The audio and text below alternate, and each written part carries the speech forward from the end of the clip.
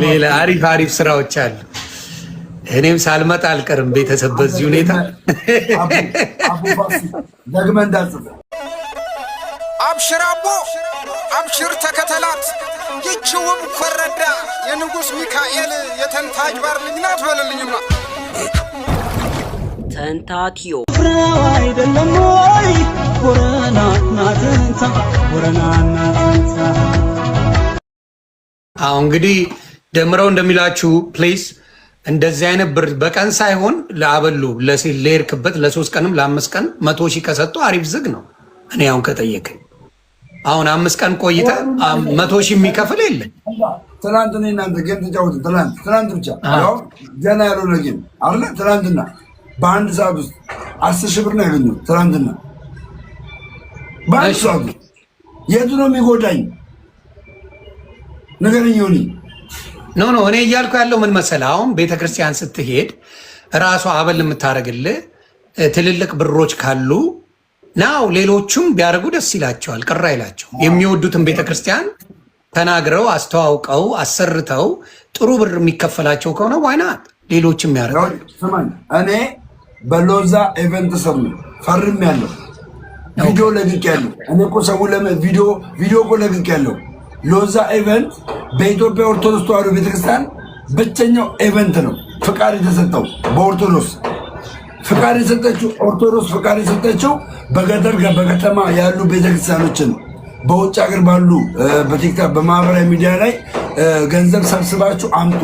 ባመጣ ሰዓት ደግሞ ገንዘብ ሲሰጥ ሲከፈል እሱ ነው የሚደራደረው። ገባ ሲከፈል ለቤተክርስቲያን ለሲኖዶሱ ማለት ነው አስራት ያወጣል። ከዛው ለመንግስት ግብር ይከፍላል።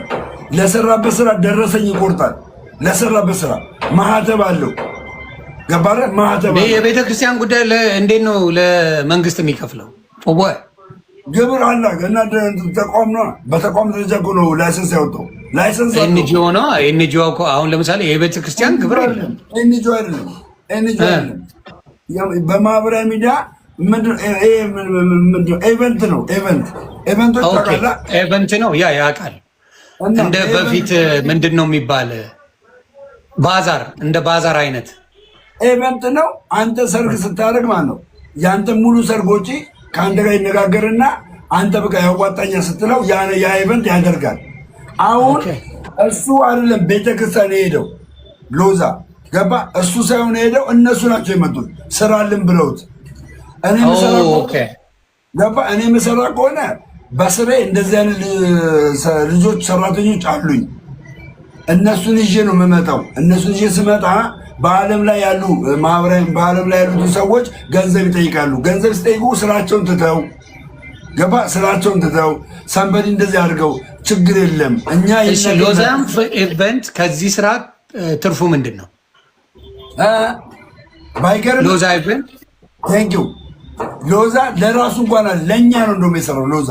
እሱ ምንም የሚጠቀመው የለም። ባይገርም እውነቱን ስነግር ማለት እውነቱን ስነግር ለእኛ ከሰጠው ለእኛ ወጪ ካወጣን ላይክ ለመኝታ የሚሆን ያውም እኛ አየር መንገዱ ረጅም ስለሆነ ግዴታ ነው። ነገር ግን ቤተክርስቲያኒቱ ምን ይላሉ መሰለህ? አሁን ለምን እኛ ሰንበት ትምህርት ቤት እንደር ስንል አይሆንም። ከዚህ በፊት ይሄኛው ሀገር ላይ ሄዳችሁ በጥሩ አቀባበል ተቀብለዋችኋል እና ቆንጆ ገንዘብ አስገብታችኋል። ስለዚህ እኛ ጋር መጣችሁ ሰንበት ትምህርት ቤት አተኙም፣ አልጋ እንይዝላችኋለን። በራሳቸው ማለት ነው በራሳቸው። ለምሳሌ ግራውን አዋሳ ላይ ተደርጓል። አዋሳ ላይ ተደርጎ በነበረ እኛ ሌክጀሪ አልፈለግንም። ሌክጀሪ ብዙ ወጪ እንዲወጣ አልፈለግንም። በጣም አልፈለግንም። እነሱ ናቸው ይሄን ያደረጉት።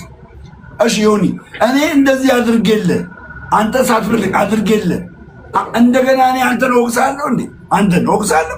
ጥሩ። አሁን ለምሳሌ ደም እንደ ወንድም ልጠይቅ። አንተ አሁን ወደ ኦርቶዶክስ በሄድክበት ዘመን አሁን ቤተክርስቲያናቶች ጋር ምናምን በሚገኘው ባለ ነገር ክፍያዎች ምናምን አሉ።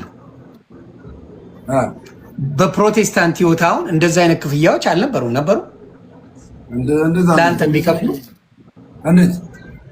አሁን ለምሳሌ አሁን የሆነ ቤተክርስቲያን ልታሰራ ምናምን ባረክበት ፈርቅ እያያዝክ የምትሰራቸው ስራዎች ነበሩ? በፕሮቴስታንት አሁን ፕሮቴስታንት ውስጥ ማለት ነው። ፕሮቴስታንት ውስጥ እንደዚህ አይነት ስራ የሚሰሩ አካላቶች አሉ። ከነሱ ጋር ግንኙነት የለኝም እኔ፣ ግን አሉ አካላቶች አሉ። እና ቤት ደንበላሽ ብቻ እና ቤት ደንበላሽ ግን ያንተን ነው የምጠይቅ። ምን ሆነ መሰለህ አሁን እዚህ ጋር ነው የገባው። አሁን ኦርቶዶክስ ጋር ስገባ ይሄ ኦፖርቹኒቲ ዳሜ ሰው የሚያውቃል፣ ሰዎች ያውቋል። የሚያውቁ ሰዎችን ለቤተክርስቲያን አካውንት ተቀምጦ የቤተክርስቲያን አካውንት ተቀምጦ እንዴ አንተን እኮ የሚያውቁ በፕሮቴስታንትነት እንጂ በኦርቶዶክስነት አይደለም የሚያውቁ የነበረው አይደል? አሁን እኔ ገባውና ስገባ ኢንፍሉዌንስ አለኝ፣ ተቀባይነት አለኝ፣ ተቀባይነት አገኘው። ይህን ተቀባይነትን ሎዛ ኢቨንት የዛሬ ስንት ዓመት መሰለኝ የተቋቋመው? ቢያንስ ወደ 15-10 ዓመት ይሆናል። ገባ። አሁን ለምንድን ነው ጩኸቱ የመጣው መሰለህ? ዮኒ ማኛ ለምን መሰለህ የመጣው? እዚህ ጋር ሎዛ ኢቨንት ውስጥ ማስታወቂያ እንሰራለን። ማስታወቂያ ለቤተክርስቲያን እንደዚህ አዳር ሙሉ አድረን ሰዎች ገንዘብ እንዲያስገቡ እንለምናለን። ባይገርምህ ጎንደር ላይ የተለያየ ሀገር ላይ ስኬታማ ሆኗል ሎዛ ኢቨንት። 63 ሚሊዮን ብር የሰበሰበው፣ ከ63 ሚሊዮን ብር ውስጥ 40 ሚሊዮን ብር የገባው አካውንታቸው ውስጥ። ትልቅ ስራ ነው። 23 የት ገባ? ሰው እጅ ላይ ነው። ሰው ቃል ገብቶ አይመልስም፣ አያስገባም። ቃል ይገባና ብሩን አያስገባም። ያ ነው። እሺ 40 ሚሊዮኑ ገባ። ከ40 ሚሊዮኑ የተወሰነ ፈርቅ አንድ 10 ሚሊዮን ምናምን ተበልቷል። አይደለም 4 ሚሊዮን አካባቢ 3 ሚሊዮን አካባቢ።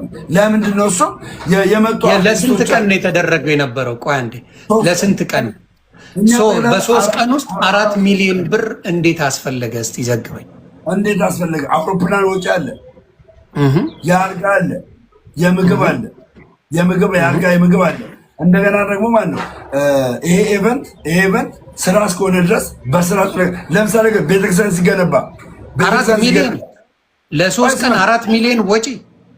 ስማኝ፣ እኔ ምን ስማኝ፣ ቤተክርስቲያኑ ሲገነባ ገንዘብ ይከፍላሉ አይከፍሉም?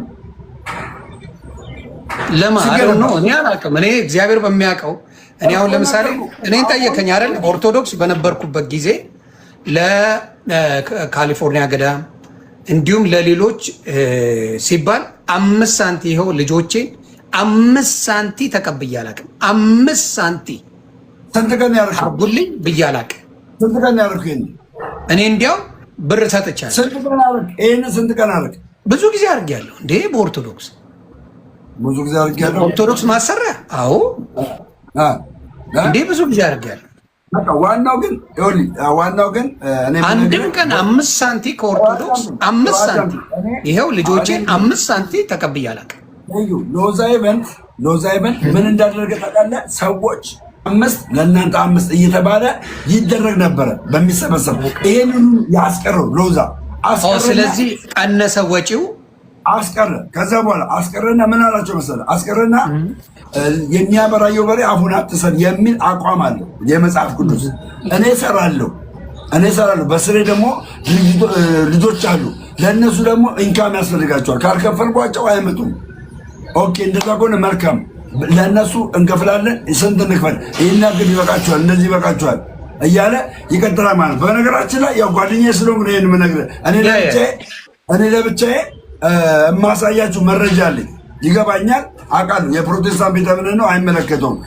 ከእንትን አኳያ ነው የተነጋገረው። ግን በምንም ስለበዛ ያንን ከማየት አንጻር ፊት ለፊት ልጠይቅ ብዬ ነው። እንደሌላው በቀን ምን አላጠፋም። 100 ሺህ ብር ይከፈላል ያለ ውሸት ነው ጋይስ።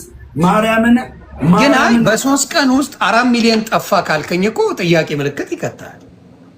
አንድ አልጋ ስንት ነው አባቢ? አንድ አልጋ ስንት ነው? አንድ አልጋ ንገረኝ አንተ። 50 ሰው ነው ቢያንስ አንድ አልጋ 2000 ብር ነው። 50 ሰው 50 ሰው ነው የሚለው። እሺ 100 ሺህ ብር ሆነ ማለት ነው። 2000 ብር ከሆነ 50 ሰው 100 ሺህ ብር። አዎ 300 ሺህ ሆነ ለ3 ቀን 300 የኔ ስሌት ነው የኔ ማለት ነው። የኔ ስሌት ነው። ምግብ 2000 ከሆነ ይኸውልህ 300 ሺህ የ3 ቀን ሆነ። ምግብን ጨምር። ምግብ ለ50 ሰው 100 ሺህ ብር አይበቃም? ለ3 ቀን ለሌላ ሰው ለምን ትናገራለህ እያሉኝ ነው። እሺ በቃ እኛ እናወራለን። እሺ ሆኒ አኳያ ችግር የለም። አቆሪነት አቆያሉ። ግን ወንድሞቼ ማርያምን ነው የምላችሁ የተጭበረበረ ምናምን የለም። እሺ ጋይስ ምንም ነገር የለም። እናንተ ጌማችን እንጫወት። የአንድ ሰዓት ጌማችን እንግዲህ እሺ፣ ደስ ይለኛል። ይመችህ ደም ይመችህ። አይ ትቀጠቅጭኛለሽ። አሁንማ ባለሀብት ነሽ አባቴ። ወይኔ ባረገው ደም እየወዳጅ አሁንማ ባለሀብት ነሽ። ተለያየን እኮ ባረገው ትሪፕል ነው ቤተሰብ፣ ትሪፕል ነው ጋይስ። 100 ሺህ ብር ሲባል ማደነገጥኩ እንጂ 300 ሺህ ብር ተቀበሉት ብላ። አሁንማ ባለሀብት ነው። ልመለስ እንዴ? እግዚአብሔር ታብታባሩ ጊፍት ስጡት ጋይስ። በስሜ 300 ሺህ ብር ተሰብስቦ ጥያቄ ላለ ግን ውሸት ነው። አልተሰበሰበም። እሺ ጋይስ፣ ለማንኛውም ይሄን ጨዋታ እናቆምና በግላችን እናወራለን። ታብታብ አድርጎ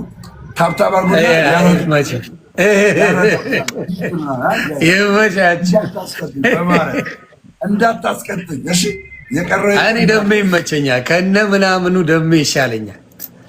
የቀረው አሁንማ በቅርብ ፀጉር ተሰርቶ ያለው በቅርብ ታይቶኛል። ኧረ ምን ይታያል? እንደዚህ ተቃውሞ በቅርብ ፀጉር ይሰራል። እኔ እየታየ እዚህ በምጫወተው ጌም አሰራለሁ። እኔ እናንተ አይመስለኝም። ሌላ አሪፍ ስራዎች አሉ። እኔም ሳልመጣ አልቀርም። ቤተሰብ በዚህ ሁኔታ ደግመህ እንዳትጽፍ። ሶስት ቤተሰብ 3 አበባ በዚህ ሁኔታ እኛም 3 አበባ ፋሚሊ ሌትስ ጎ ጌድያ አባቴ 2